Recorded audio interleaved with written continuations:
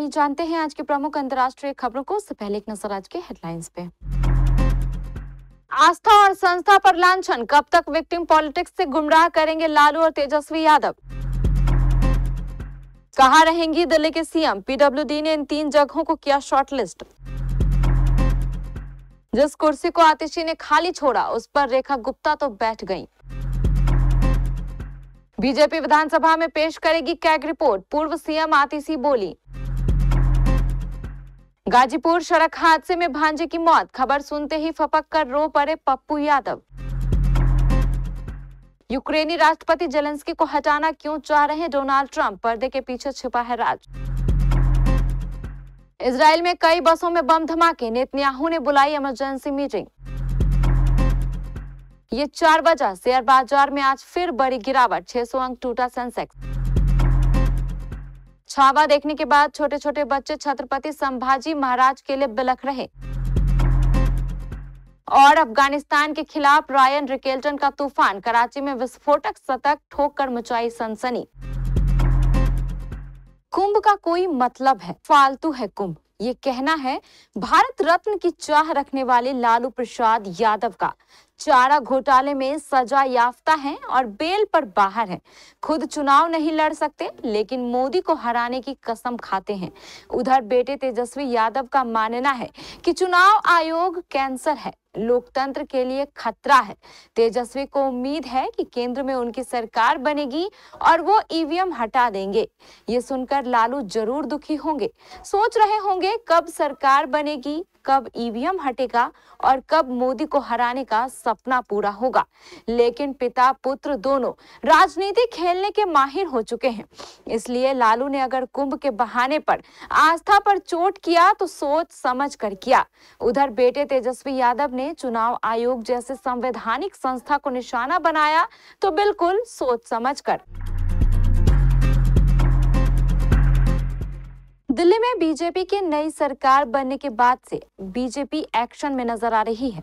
दिल्ली की नवगठित भाजपा सरकार के लिए यमुना नदी को स्वच्छ बनाना दिल्ली की जनता से किए गए वादों में से एक है। इसलिए शपथ लेते ही दिल्ली की मुख्यमंत्री रेखा गुप्ता ने अपने कार्यकाल के पहले दिन ही अपने सभी कैबिनेट मंत्रियों के साथ दिल्ली में यमुना तट पर स्थित वासुदेव घाट पर पहुंची और यमुना आरती की। पर शपथ ग्रहण के बाद जब वह दिल्ली सचिवालय में मुख्यमंत्री ऑफिस में अरविंद केजरीवाल के साल 2002 में लिए गए एक फैसले की छाप दिखाई दी। अरविंद केजरीवाल को अदालत से शराब कांड में जमानत मिलने के बाद जेल से बाहर आने के बाद मुख्यमंत्री पद से इस्तीफा दिया था और आतिशी को मुख्यमंत्री बनाया था। आतिशी ने मुख्यमंत्री बनने के बाद कहा था कि वह सीएम की कुर्सी पर नहीं बैठेंगी क्योंकि वह अरविंद केजरीवाल की है और चुनावों के बाद जब वह दोबारा जीत कर आएंगे तो इस सीट पर वह दोबारा से बैठेंगे। हालांकि चुनावों में अरविंद केजरीवाल की सरकार की वापसी तो सत्ता में नहीं हो सकी, लेकिन इसलिए गुरुवार को शपथ लेने के बाद रेखा गुप्ता उस सीट पर बैठी जिस पर अरविंद केजरीवाल बैठा करते थे। पर रेखा गुप्ता के सीएम ऑफिस पर केजरीवाल सरकार के जनवरी 2002 में लिए गए एक फैसले की छाप जरूर दिखाई दी। सीएम के आधिकारिक आवास के लिए 3 बंगलों में फैसला हो सकता है। इनमें से 2 आवासीय बंगले मध्य दिल्ली में डीडीयू मार्ग पर स्थित हैं और तीसरा उत्तरी दिल्ली के सिविल लाइंस में राजपुर रोड पर स्थित है। लोक निर्माण विभाग ने दिल्ली की नई मुख्यमंत्री रेखा गुप्ता के लिए 3 आवासीय आवास विकल्पों को चुना है। इनमें से दो आवासीय बंगले मध्य दिल्ली में डीडीयू मार्ग पर स्थित है जहां दिल्ली भाजपा कार्यालय और भाजपा राष्ट्रीय मुख्यालय स्थित है और तीसरा उत्तरी दिल्ली के सिविल लाइंस में राजपुर रोड पर स्थित है। अधिकारियों ने कहा कि मरम्मत के बाद इन सभी को शॉर्टलिस्ट किया गया है। इन बंगलों को हमारे आवासीय पूल से शॉर्ट लिस्ट किया गया है, लेकिन अभी तक अंतिम रूप नहीं दिया गया है। इन्हें नए सीएम को पेश किया जाएगा और वह अपने हिसाब से उपयुक्त घर को अंतिम रूप देने के लिए इन घरों का दौरा कर सकती हैं। दिल्ली में विधानसभा सत्र की शुरुआत 24 फरवरी को होगी, जिस दौरान बीजेपी कैग की लंबित रिपोर्ट पेश करेगी। इस पर पूर्व सीएम और आप नेता आतिशी की प्रतिक्रिया आई है। आतिशी ने कहा कि कैग रिपोर्ट मैंने ही सीएम रहते हुए तब के स्पीकर रामनिवास गोयल को भेजी थी। ये रूटीन प्रोसेस है। जो रिपोर्ट स्पीकर को भेजी जाती है उसे आने वाले सत्र में पेश की जाती है। दिल्ली में नई सरकार बनने के बाद पहले विधानसभा सत्र की शुरुआत सोमवार यानी 24 फरवरी को होगा। यह जानकारी एक अधिकारी ने शुक्रवार को दी। सत्र 3 दिन 24, 25 और 27 फरवरी को चलेगा। इस दौरान बीजेपी कैग की 14 लंबित रिपोर्ट पेश करेगी, जो कि पूर्ववर्ती आम आदमी पार्टी सरकार के कामकाज पर आधारित है।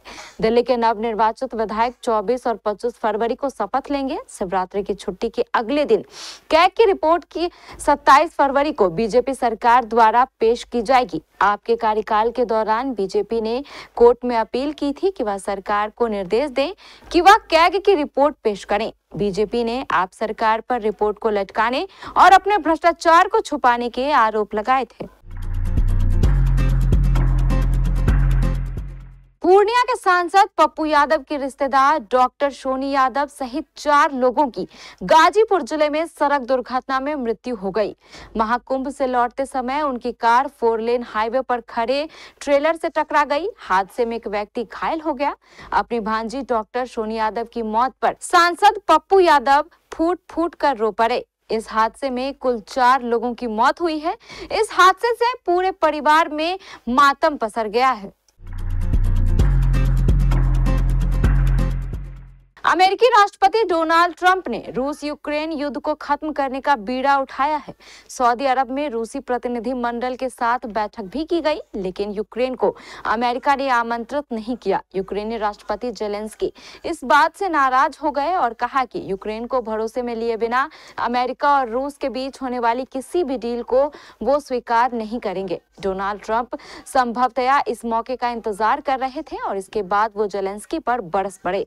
उन्होंने कहा कि 3 साल से चल रहे युद्ध को जेलेंस्की ने रोकने का क्या प्रयास किया। युद्ध की शुरुआत जेलेंस्की ने की। वो यूक्रेन में चुनाव नहीं कराना चाहते।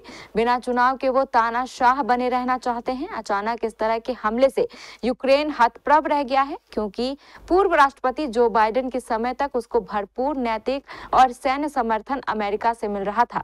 इस पूरे मामले में ये जानना जरूरी है कि ट्रंप अचानक जेलेंस्की से इतने खफा क्यों नजर आ रहे हैं। इजराइल एक बार फिर सिलसिलेवार धमाकों से दहल उठा है। तेल अवीव शहर में 3 बसों में से एक के बाद एक धमाके हुए, जिससे पूरे क्षेत्र में हड़कंप मच गया। ये ब्लास्ट सेंट्रल इजराइल में पार्किंग में खड़ी 3 बसों में से एक के बाद एक हुए हैं। धमाकों के बाद अधिकारियों ने इससे संदिग्ध आतंकी हमला मानते हुए जांच शुरू कर दी है। ये धमाके हमास और इजराइल के बीच गाजा युद्ध विराम के तहत चल रही कैदियों की अदला बदली के बीच हुए। इजराइल के लोगों का कहना है कि धमाके 2000 के दशक के फिलिस्तीनी विद्रोह के दौरान हुए बम विस्फोटों की याद दिलाते हैं। भारतीय शेयर बाजार में एक बार फिर बड़ी गिरावट आई है। पिछले कई दिनों से निफ्टी में एक सपोर्ट 22,800 के ऊपर दिखाई दे रहा था। अब यह सपोर्ट भी टूट चुका है। इस हफ्ते अब तक बाजार कई बार 22,800 के स्तर को टेस्ट कर चुका है। अब तक निफ्टी के लिए 22,800 के स्तर पर मजबूत सपोर्ट देखने को मिल रहा था। आज निफ्टी में 160 अंकों से ज्यादा और सेंसेक्स में 600 अंकों से ज्यादा की गिरावट देखने को मिली है। रियल्टी, फार्मा, आईटी और ऑटो सेक्टर में सबसे ज्यादा बिकवाली का दबाव दिख रहा है। अभी निफ्टी 130 अंक से ज्यादा गिरकर 22,800 के नीचे कारोबार कर रहा है, जबकि सेंसेक्स 483 अंक गिरकर 75,400 के नीचे बना हुआ है। बीएसए की बात करें तो बीएसए की टॉप 30 में से सिर्फ 8 शेयर उछाल पर कारोबार कर रहे हैं, जबकि 22 शेयर गिरावट पर हैं। सबसे ज्यादा गिरावट महिंद्रा एंड महिंद्रा के शेयर में करीब 6% की आई है। अमेरिकी राष्ट्रपति डोनाल्ड ट्रंप सभी आयातों पर रेसिप्रोकल टैक्स लगाने के अपने रुख को दोहराए जाने के बाद निवेशकों को सेंटिमेंट पर असर पड़ रहा है, जिस कारण ऑटो और फार्मा के शेयरों में भारी दबाव देखा जा रहा है। छत्रपति शिवाजी महाराज के बेटे छत्रपति संभाजी महाराज की शूरवीरता की कहानी सुनाती फिल्म छावा इस वक्त हर दर्शकों के दिलों पर राज कर रही है।